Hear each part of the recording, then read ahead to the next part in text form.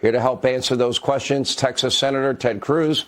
Senator, I guess the obvious question is why? Why is there a double standard?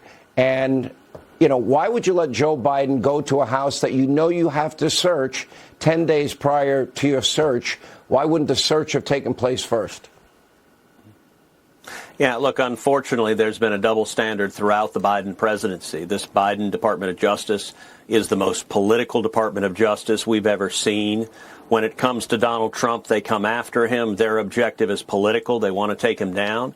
When it comes to Joe Biden, their objective is to protect him. We now know Joe Biden's homes and offices have been raided by the FBI, not once, not twice, but 3 times. We know that he was raided in November, and yet the FBI kept it a secret. The DOJ kept it a secret. They leak like a sieve when it concerns Donald Trump. But when it concerns Joe Biden, they keep it utterly secret. And the pattern, at this point, Sean, is there a place Joe Biden doesn't leave classified documents? This is just becoming weird. It's like wherever he goes, he just leaves a cache of classified documents. And I got to say, this is something I discussed in depth on my podcast, Verdict, where I went into the details of this scandal. And in particular, there's a special prosecutor that's been appointed by the Attorney General. And there's a way to know whether that special prosecutor is actually trying to follow the law. In poker, you have a tell. You have some sort of signal that shows what you're really doing. Here's the tell.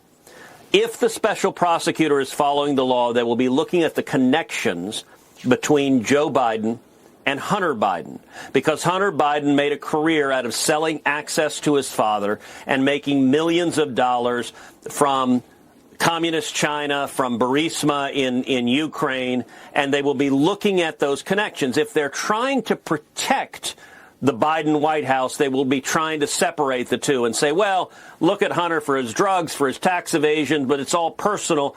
Don't connect him to the big guy. And I got to say, on that laptop from hell, there are multiple emails right now that on the face of it appear to have been written relying on official government briefing documents. There's one email right before Hunter Biden gets invited to be on the board of Burisma and to make $83,000 a month. This email is incredibly detailed. It has 22 points. It's scholarly. It's erudite.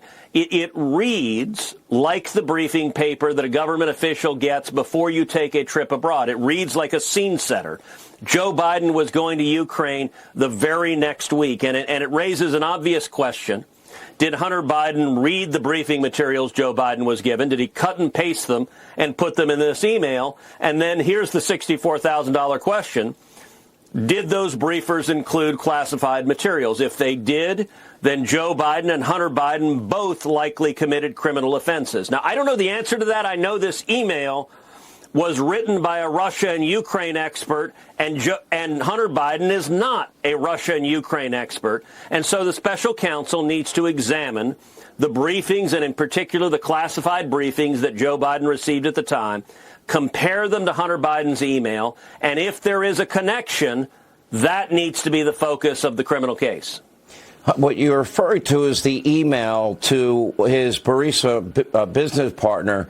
You're saying, and I believe Senator Ron Johnson said it as well, that it infers direct access to classified information. You're right. He's not an expert on any of these things.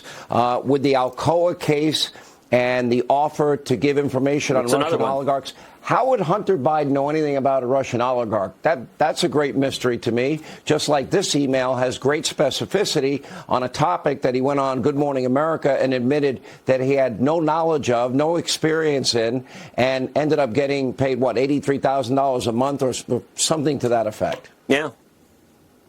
Well, look, the Alcoa email, he was asking Alcoa, pay me $55,000. Now, I want you to think, when was the last time you demanded of someone, give me $55,000 for what?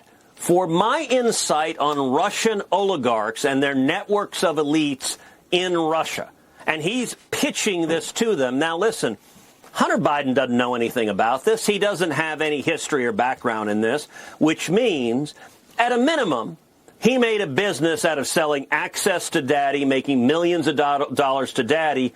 But the inference from both of these emails The obvious inference is that he's reading materials assembled for his father when he's the sitting vice president. And both of these materials, look, the intelligence agencies do assessments of Russian oligarchs, of the networks of elites. What he's offering to sell is exactly the type of material that is contained in classified briefings. And we will know, this special counsel. On the plus side, the special counsel, Robert Hur, was a former clerk to Chief Justice William Rehnquist. That's encouraging. Chief Justice Rehnquist was my former boss. That's encouraging.